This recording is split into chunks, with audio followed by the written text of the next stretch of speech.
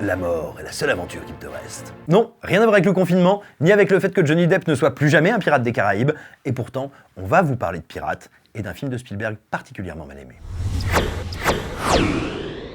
Have to fly, have to fight, have to crow, have to save Maggie, have to save Jack. Okay, back. Bonjour à tous, c'est Simon, je suis avec vous pour parler aujourd'hui de Hook, ou La Revanche du Capitaine Crochet, un des films les plus mal aimés de Steven Spielberg, mais un film qui tient une très grande place dans mon cœur, une place à part, parce que c'est le deuxième long métrage que j'ai découvert au cinéma, j'avais 5 ans, c'était en 1991, et comme le premier c'était Les Tortues Ninja, vous imaginez comme le choc a été grand. Hook, c'est un film qui a été particulièrement salopé par la critique de l'époque, qui a vécu une campagne de presse assez violente, dont les critiques ont été plutôt très froides, alors qu'il n'a pas été un énorme four au box-office, qui n'a même pas été un échec, parce qu'avec un budget de 70 millions de dollars, il en a rapporté un peu plus de 300. C'était certes une déception à l'époque pour son studio Sony, néanmoins, c'est un film que les gens sont allés voir. Et, il faut bien l'admettre, si pour une génération d'enfants, ça a été une merveille, une révélation, et c'est toujours une œuvre qu'on revisite avec beaucoup de nostalgie, pour énormément de monde et pour le public déjà entre guillemets un peu vieillissant pour ceux qui suivaient de Spielberg depuis longtemps, ça a plutôt été la désauce. On va essayer de comprendre pourquoi, mais aussi peut-être, sans vous faire croire que c'est un chef-d'œuvre, réhabiliter un peu ce long métrage qui mérite qu'on y revienne et surtout qu'on y reste attaché.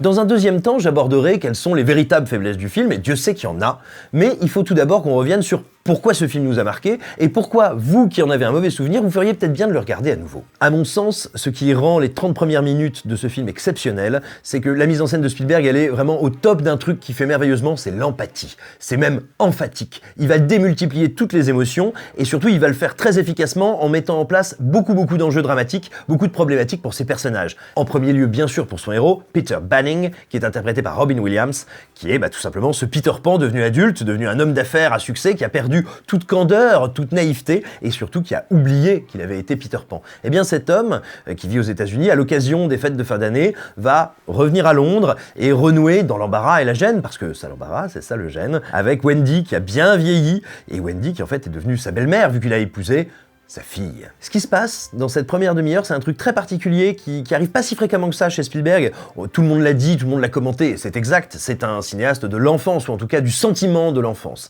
Et il filme cet adulte, Peter Banning, avec des yeux d'enfant. C'est un type qui croit avoir uniquement des problématiques d'homme d'affaires brillant, de type richissime qui court à droite à gauche, qui n'a plus le temps pour sa famille, plus le temps pour les siens, qui pense investissement, entreprise, profit, mais il le filme exactement comme s'il s'agissait d'un môme. Et ça, c'est un truc intéressant, c'est-à-dire que même dans cette première partie, quand on va voir Peter qui loupe le match de baseball de son gamin, quand on va voir Peter qui est imblairable avec sa famille et les gens autour de lui dans l'avion, on le filme non pas comme un homme d'affaires froid, je veux dire, on n'est pas dans Wall Street d'Oliver Stone, non, on le filme comme un gamin perdu. Et ça, cette espèce de disjonction, cette espèce de paradoxe cognitif, émotionnel, il est très fort, il est assez troublant, et il nous embarque dans le film très puissamment. Et puis, la manière qu'a Spielberg de faire rentrer le fantastique, d'instiller d'abord le doute dans l'esprit des personnages, puis du spectateur, et puis soudain d'affirmer que quelque chose de surnaturel se passe, ça c'est un truc dont il a le secret, c'est très beau, et encore une fois très beau, parce que il se connecte uniquement à l'émotion, et tous ces grands moments de mise en scène ne sont jamais pensés que pour maximiser les émotions. Si vous vous souvenez, et même si vous vous souvenez pas, je vais vous le décrire un petit peu, le retour de Peter et des siens dans la maison de Wendy après qu'il ait donné sa conférence, c'est un truc incroyable. Quand on découvre que Crochet a tout simplement abîmé les murs, quand on découvre cette grande fresque de pirates qu'on a vue un petit peu plus tôt dans le film, mais qu'elle prend tout d'un coup un tout nouveau sens, cette fenêtre ouverte, jusqu'à ce que Clochette arrive, à ce moment-là, Spielberg est en pleine possession de ses moyens, il est à la fois dans la posture du conteur et en même temps dans la posture du metteur en scène le plus sophistiqué, le plus malin qui soit. Et vraiment, tout ça fait de cette première demi-heure un moment absolument brillant qui nous ramène directement en enfance ou qui marque votre enfance au fer rouge si vous le découvrez à ce moment-là. Et il en va de même pour les 20 dernières minutes du film. On reviendra sur ce qui se passe entre ces deux passages. Mais ces 20 dernières minutes, quand il dénoue tous ces problèmes, quand il ramène toutes ces sous-intrigues ensemble et que enfin Peter est devenu Peter Pan et que la confrontation avec Crochet peut avoir lieu, et ben là on retrouve de la magie. Là on retrouve retrouve des répliques qui fusent, on retrouve de la malice, on retrouve de l'audace, on retrouve de la naïveté, et ça fait un bien fou. Ces décors qui jusque-là dans le film étaient, on sentait Spielberg un peu encombré d'eux, et bah là tout d'un coup il trouve comment les filmer, il trouve comment enchaîner, il fait des plans dingues. Enfin voilà, il y a une magie qui renaît dans les 20 dernières minutes qui est très puissante. De même, dans un motif sur lequel on reviendra, mais qui est très important dans le film, qui est sur la réconciliation avec soi-même et entre les générations, là il arrive à rendre ça émouvant. L'image du fils de Peter qui enlève sa perruque et son chapeau de pirate pour aller vers son père, c'est une image qui est absolument bouleversante, qu'on soit un môme ou qu'on soit un parent. Et vraiment, il arrive à nouveau à une pureté émotionnelle dans cette conclusion qui, moi, me laisse, mais complètement, Je viens de vous toucher un mot des décors. Il faut revenir sur la direction artistique du film. Même si elle n'est pas toujours servie au mieux par la mise en scène de Spielberg, et Dieu sait que ça me fait mal de le dire, elle est fantastique. On doit les décors à Norman Garwood, un grand artisan d'Hollywood. Oui, c'est près de 2,40 m. Non, c'est complètement faux. C'est juste un immense chef décorateur. Et ben, il crée une île, un pays imaginaire, mais qui est absolument démentiel, tout en physique. Alors oui, il y a du fond bleu derrière la fée Clochette, ok. Mais bref, que ce soit les matte paintings, que ce soit les décors en dur, tout ce que vous allez voir sous vos yeux est à la fois gigantesque. Même les films qui encore aujourd'hui sont ambitieux en termes de décors n'en construisent plus d'aussi vastes. C'est énorme, et on se rend compte souvent que la caméra pour se déplacer dedans fait des distances qui sont impressionnantes. Ça veut dire qu'il y a des figurants, ça veut dire qu'il y a un niveau de détail qui est juste stupéfiant, et véritablement, voilà, à un moment se détacher un chouïa du film et regarder l'espèce d'émerveillement plastique, esthétique qu'il y a devant nos yeux, c'est un truc incroyable, que ce soit les déluges de couleurs chez les enfants perdus, que ce soit l'espèce de port cité pirate chez Crochet, tout est démentiel. Il faut aussi parler de la quantité d'effets qu'on voit dans le film, qui aujourd'hui seraient faits directement au numérique, ou ne serait peut-être pas fait du tout. Qu'il s'agisse d'une feuille qui volait au vent et qui va se poser sur un personnage qui a nécessité plusieurs journées de tournage pour réussir à être filmé, parce que il fallait vraiment filmer une feuille, envoyer du vent et réussir à capturer ça à la caméra. Que ce soit plein d'effets notamment qui sont peints à même la pellicule. Il y a quantité de choses dans ce film qui en font une œuvre d'une orfèvrerie, d'un niveau de détail et d'un niveau, oui, encore une fois, d'artisanat. C'est autant de techniques qui ont disparu, c'est pratiquement une philosophie du divertissement, de la magie et de la création de la magie à l'écran qu'on ne retrouve plus. Et bien sûr, c'est ancien. Bien sûr, il n'est pas question de vous dire « Eh ben, c'était mieux avant, hein, vraiment, tout ce qu'on fait maintenant, c'est nul !» Parce que c'est pas vrai du tout. Néanmoins, assister à ce déploiement de techniques et d'idées à l'écran et savoir qu'on ne les retrouvera plus, ou probablement plus, je trouve que c'est extrêmement émouvant. Puis alors, en parlant d'émotion, il faut quand même dire un mot du score de John Williams, qui est un des plus grands morceaux de musique jamais composés par John Williams, qui est quand même une sacrée légende, hein, entre Indiana Jones, Star Wars et une tripotée d'autres chefs-d'œuvre. Il a fait de sacrés trucs, Monsieur Williams. Eh ben, tout simplement, Hook, c'est un de ses meilleurs travaux. C'est un morceau absolument sidérant. Alors, je le dis parce que je suis forcément un peu nostalgique, mais pas seulement. C'est enlevé, c'est puissant, ça réussit à être épique, mais en même temps léger. Et c'est, effectivement, il y a tous les paradoxes du film, mais tous les paradoxes de l'enfance et de la question de réussir à se reconnecter à son enfance sont présents dans cette partition. C'est un bonheur absolument incroyable. Moi, ce sont des morceaux qui me tirent les larmes dès que je les entends. C'est vraiment une des plus belles choses qu'il ait faites. Toujours au rang des réussites du film, il faut bien sûr parler du casting. Il faut parler de Julia Roberts, qui est absolument phénoménale en fée Clochette, qui est assez intéressante parce que ça a beau être un personnage nettement plus positif que ce qu'on trouve dans l'œuvre littéraire de J.M. Barrie, celui qui a écrit ce qui fut d'abord une pièce, puis ensuite un court roman, eh ben, le film arrive quand même à renouveler quelque chose, c'est-à-dire que c'est un personnage qui est compliqué et ombrageux, Clochette. Dans le texte original, faut le dire clairement, hein, elle essaye de buter Wendy, elle est amoureuse de Peter Pan, mais il se passera jamais rien parce qu'elle est même pas exactement une fée, c'est un espèce de condensé de lumière, électrique, bon vivant, joyeux, mais terriblement, férocement jalouse et attachée à Peter.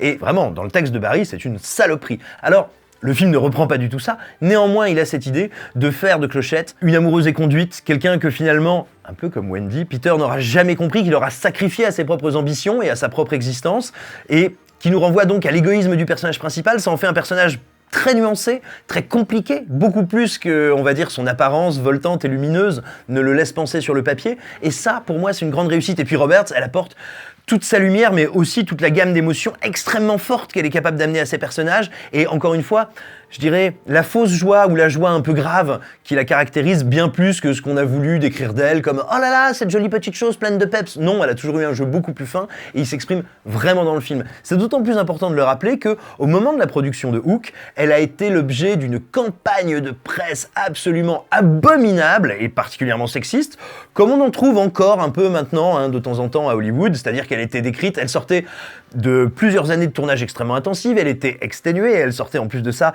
d'un divorce visiblement assez rocambolesque avec Kiefer Sutherland, et elle a été décrite, mais de manière plus qu'ignoble, en gros, comme une espèce de polytoxicomane folle furieuse. Ce qui est d'autant plus ironique que s'il y a bien quelqu'un dont il est avéré qu'il a été très compliqué à gérer sur le tournage, c'est Dustin Hoffman, mais on ne peut pas dire qu'il était traité de la même manière du tout par la presse, vu que Dustin Hoffman était bien sûr un immense acteur venu du nouvel Hollywood, bon, qui venait certes de subir quelques bides assez spectaculaires, mais bon, parlons de Dustin Hoffman parce que il a peut-être été vachement chaud à gérer, il n'empêche que son numéro de Captain Crochet est absolument incroyable. Moi, vous me demanderiez aujourd'hui qui castait, si on était en 91 dans le rôle du Capitaine Crochet, je ne penserais probablement pas à Dustin Hoffman.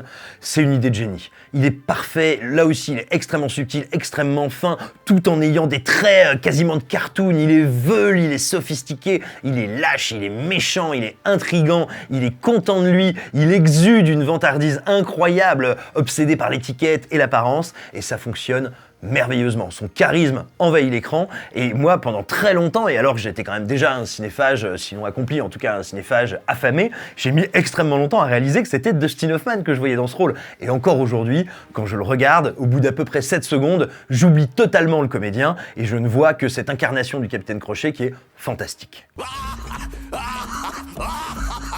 Il faut maintenant évidemment aborder Robin Williams, immense comédien, et pour toute personne qui comme moi est née au milieu des années 80, tout simplement c'était notre père de substitution. Et même quand j'étais môme, j'avais un problème, j'arrivais pas bien à identifier pourquoi, j'arrivais pas à mettre le doigt dessus avec la partition de Robin Williams.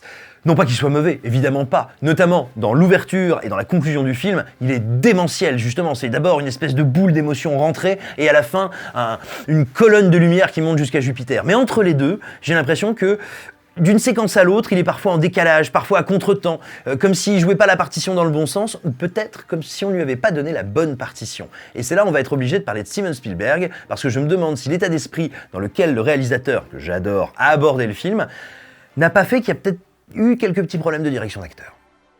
Steven Spielberg, immense réalisateur qui a littéralement offert son imaginaire à au moins 2 générations de cinéphiles, génie absolu de la mise en scène, qui se retrouve un petit peu en échec sur ce film. Et pour le comprendre, il faut se référer à une critique négative du Los Angeles Times qui, à mon sens, a peut-être mis le doigt sur ce qui est le souci principal de Hook. Comme Peter Pan, il est manifestement devenu difficile pour le réalisateur de se défaire des chaînes du monde matériel et de croire simplement en la magie. Sur le papier, Spielberg, c'est évidemment le réalisateur idéal pour Hook ou La Revanche du Capitaine Crochet. Déjà parce qu'il a toujours été qualifié d'espèce de type qui fait des films pour les enfants, sur les enfants, avec des enfants, parce qu'il est probablement lui-même un enfant.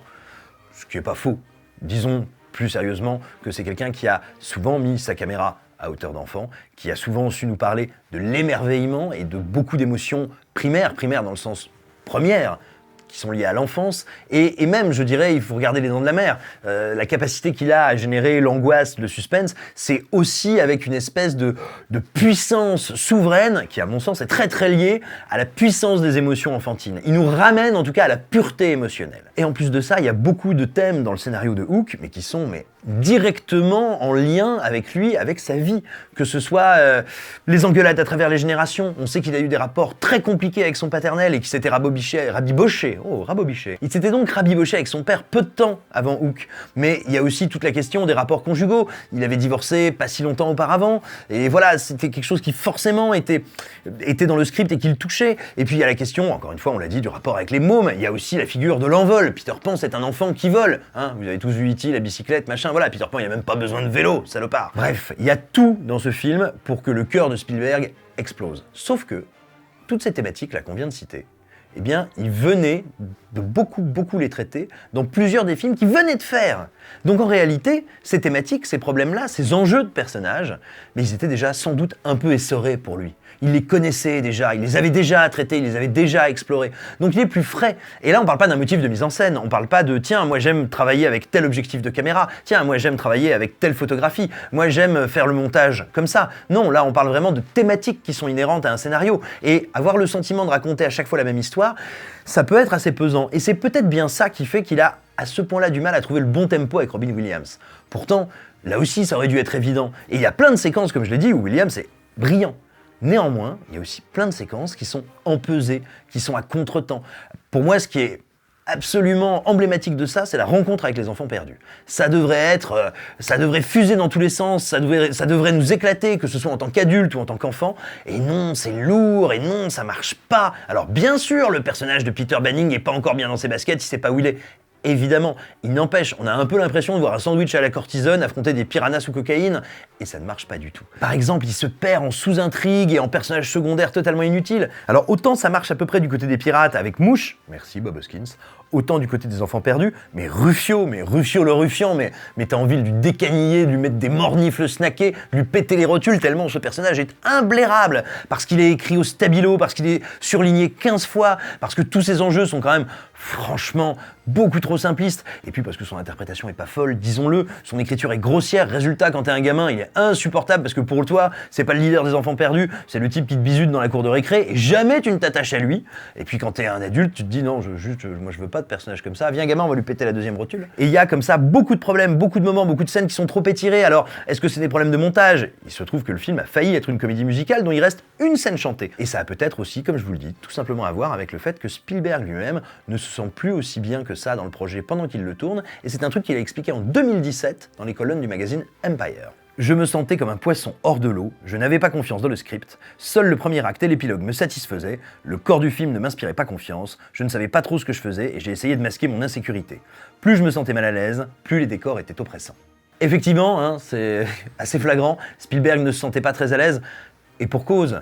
Il y a bien sûr tout ce qu'il vient de dire, mais il y a aussi un autre motif qu'il ne cite pas. Quand il accepte ce film, Spielberg est motivé aussi par une autre chose, c'est qu'il va pouvoir conclure un deal qui va lui permettre de sécuriser les droits du roman Jurassic Park de Michael Crichton. C'est pas anodin, c'est-à-dire que, comme on peut le sentir quand on regarde Hook, Spielberg est à la fois sur le plateau de ce projet rêvé et qui fait sens, et déjà vers un autre film, Jurassic Park, qui va être le phénomène qu'on connaît, qui va être la révolution technologique qu'on connaît, et qui va tout modifier, tout basculer. Peut-être que Steven Spielberg, à ce moment-là, sent déjà, pressant, se rend compte qu'il va participer à quelque chose de plus grand, de plus fort, un truc qui va faire tabula rasa d'une partie de l'industrie du cinéma, d'une partie de son artisanat, et alors qu'il est en train de filmer ce qui se fait de plus beau, de plus accompli, de plus saisissant en matière de décor, de direction artistique, d'effets spéciaux pour l'époque, eh bien, il est aussi en train de préparer la grande Bérésina ou la grande révolution qui va mettre tout ça à terre. Au final, ce sont tous ces ingrédients qui font de Hook